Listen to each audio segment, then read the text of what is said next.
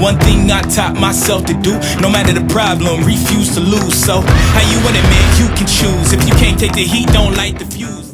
Hey there, student athletes. My name is Logan Holloman. I'm the youth pastor for Denver United Church. And I just want to encourage you today, wherever you are, whether you are enjoying this quarantine time or struggling through it, I hope that our time together, you'll be encouraged. So I'm a former FCA guy, college athlete, and been around sports my whole life. And we all know that person. I know you can think of their name, so don't say it, but there's always that person you know that won't give up their bad form or technique, even no matter how much you tell them, right? It might be like a certain swing of the bat where they're striking out all the time, but they never change, right? Or maybe it's the way they kick the ball, and you're just shaking your head. You're like, if you would just change this little thing, you would see so much more success. There's a better way, right? For me in basketball, I saw it all the time with jump shots, right? There'd always be these guys bring the ball across their body or elbows are flared out. I know some of you guys are cynical and you're like, yeah, but the one guy, and I know there's always an exception to the rule, but the reality is most of the time we're thinking, man, if you would just do this one thing,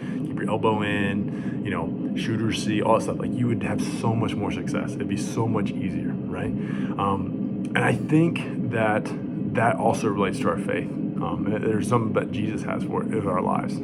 So I got a really bad example, but I'm in quarantine like you, so I'm trying to make it work, okay? So I want you to imagine that this rope here is in the ceiling, okay? And I'm going to challenge you, hey, I just want you to get on this rope and don't let go, okay? This is that person with that really bad form, with their technique, and you're like, I got this.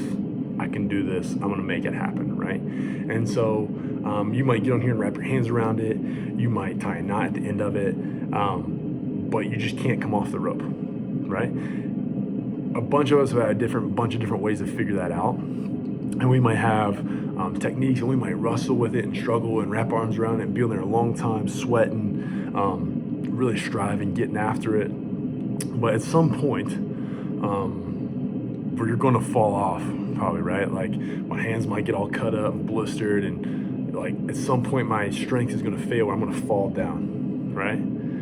I heard one of my favorite authors, he once said that at the end of our rope is often where we find God. And so I want to think about that. If this is my life and I'm going about and I'm trying to figure this out, I'm striving and I'm clinging on, and I'm going to figure this out. I'm going to make this happen.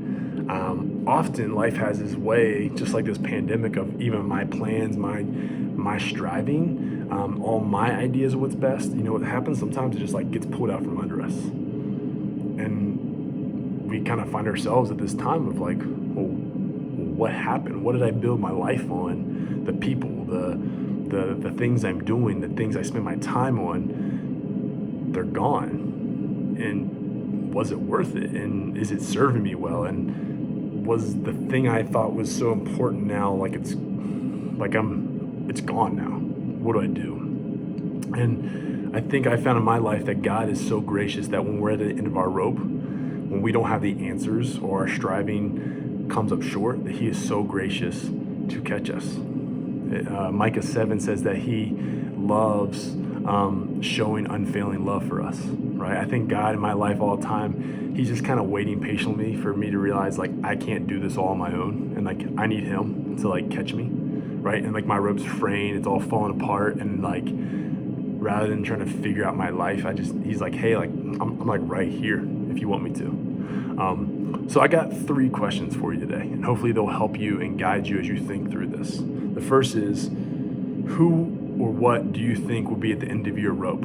If this is your life and the things you're building around, who or what's at the end of this rope? Is it big enough to catch you? Is that person able to answer all life's questions? And I don't know, you might answer that. Who or what do you hope to find in your rope? The second one is maybe what might you need to let go of? And that's a hard question. It's a hard one, but maybe this that we're holding on to, really trying to make happen, maybe it's not actually serving us well. And God might just be saying, hey, just let go and let me catch you.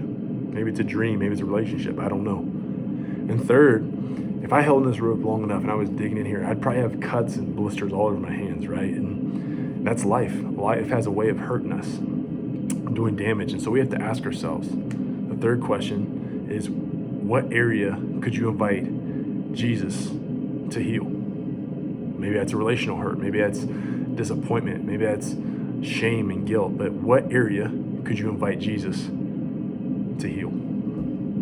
I hope this is an encouragement to you. We are praying for you at our church, for students like you all across the state and the nation. Love you guys.